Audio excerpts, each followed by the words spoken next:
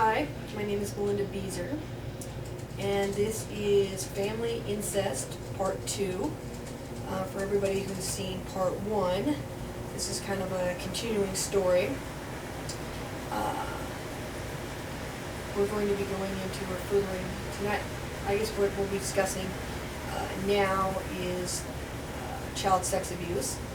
A little bit of background. My experience with child sex abuse comes from being raised by a pedophile, my father. And in this particular clip, we're going to be discussing the first time that I was molested by my father.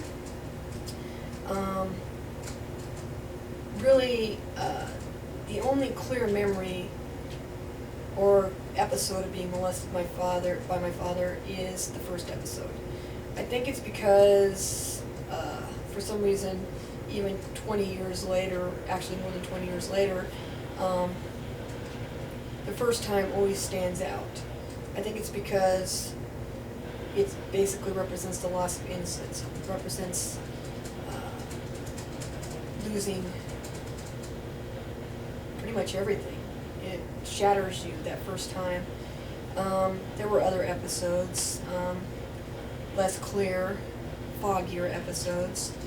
A lot of that has to do with the things that I did to dull what was happening to me with drugs and alcohol and prescription drugs and antidepressants, and on we go on that cycle, and we'll be discussing that a little bit later.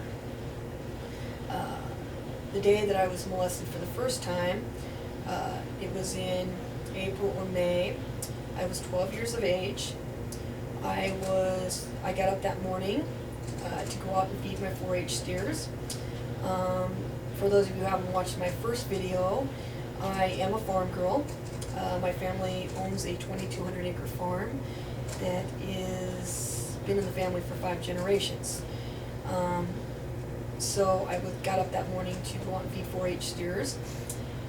And I came out of my room. I remember I was dressed in blue jeans and a black t-shirt.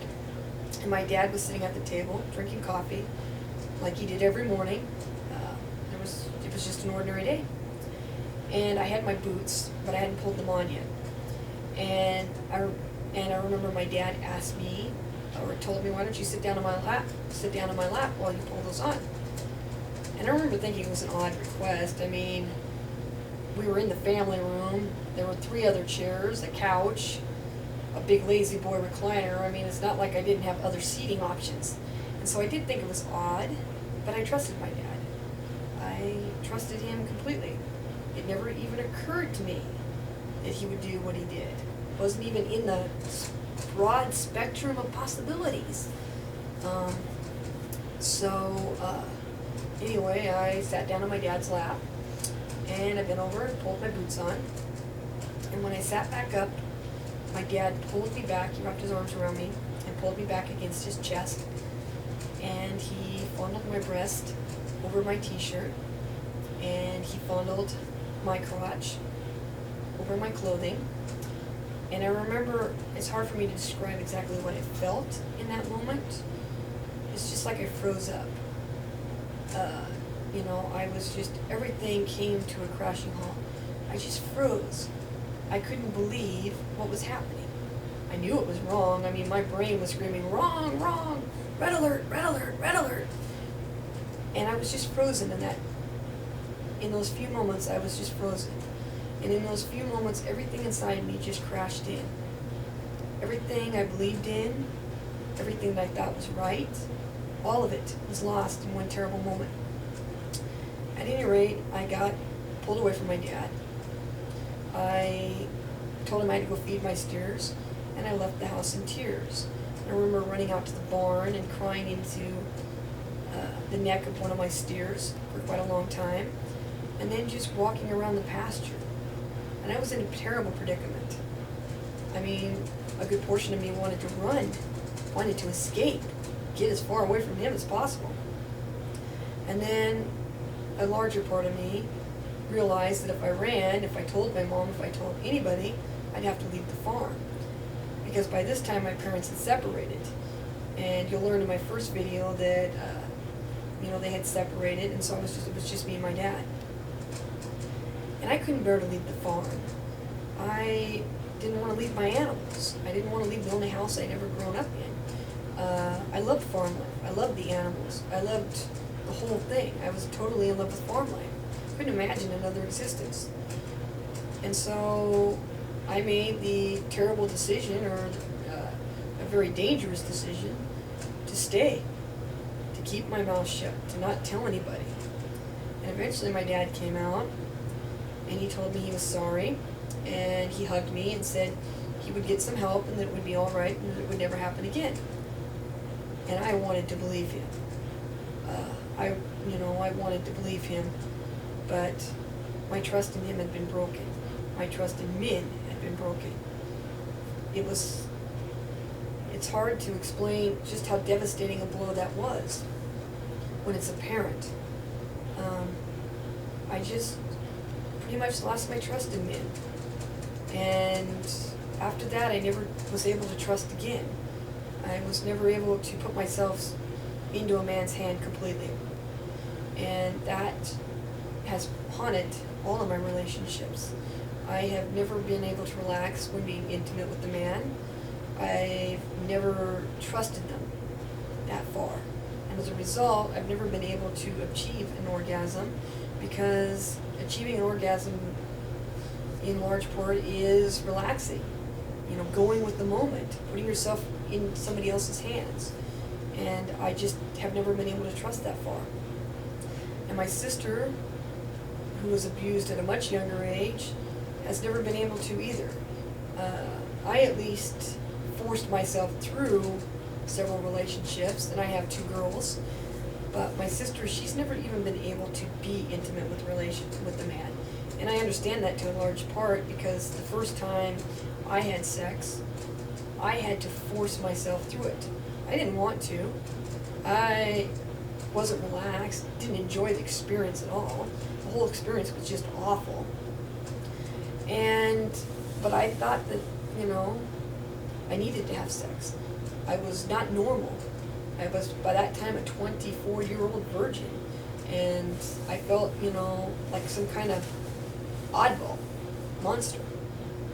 And so, I forced myself into having sex with somebody that I really wasn't interested in having sex with. I told myself that that's what I wanted, and I went out and achieved my goal. And I went on to have a relationship with my kids' dads, and I loved him, and I wanted to make him happy, and I wanted to be happy, but I felt nothing during intimacy. I didn't enjoy it. It was painful. I had to fake my way through it, through the entire course of our relationship, and we lived with each other for a couple of years, and had 2 children. And I had to fake my way through it, which was, very hard.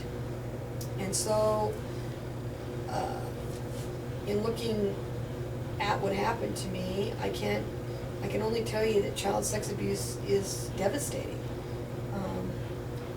There's no words to explain how devastating it is. Later on, we will be addressing some of the ramifications of child sex abuse. But I wanted to take the time in this one to give you kind of what my experience was. There were other incidences that would occur under my dad's roof.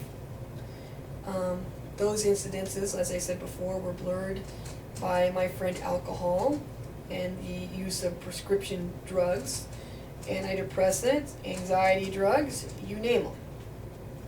And I used the alcohol to dull my senses, to take away the pain. And my dad knew that. And from a young age, he started supplying alcohol to us at a very young age, because he realized that if I was drunk off my rear end, I wouldn't remember what he did to me. And for a large part, that is true. I just have vague remembrances, foggy, vague remembrances. And I don't know which is worse. I remember being molested with clarity, like the first episode, or the later episodes that are simply blurry. I don't know. I can only tell you that the ramifications of child sex abuse is terrible, and that it has long-reaching effects. And that's about all I have to say in this video.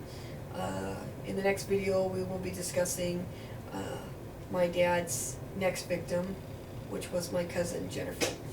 All right, thank you.